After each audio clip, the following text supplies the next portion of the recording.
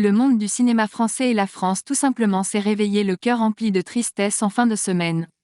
Dans la nuit du 3 au 4 octobre 2024 est mort le comédien, réalisateur, scénariste et dialoguiste Michel Blanc à l'âge de 72 ans.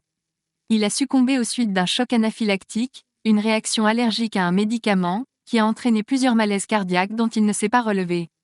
Une terrible nouvelle qui a plongé dans le deuil ses proches et la troupe mythique du Splendide dont il était l'un des solides membres.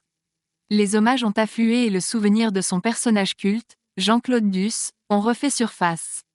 Il en est un qui se prépare à grande échelle, ses obsèques.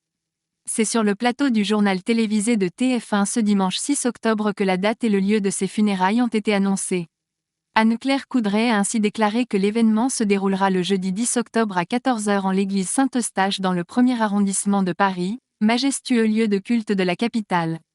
Les innombrables personnalités du cinéma qu'il a croisées et aimées au cours de sa carrière feront certainement le déplacement pour cet adieu et pour soutenir la compagne de Michel Blanc, Ramatoulaye Diop.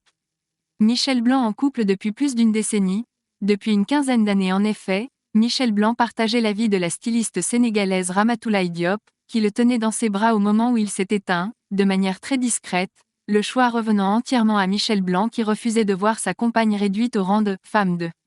Une femme qui ne travaille pas dans le milieu du cinéma mais de la mode puisqu'elle est styliste et a créé sa marque Do-Que, qui signifie don.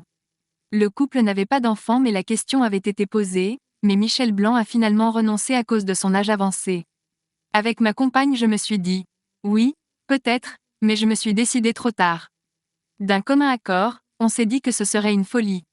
C'est peut-être mieux ainsi, je n'aurais peut-être pas été un bon père.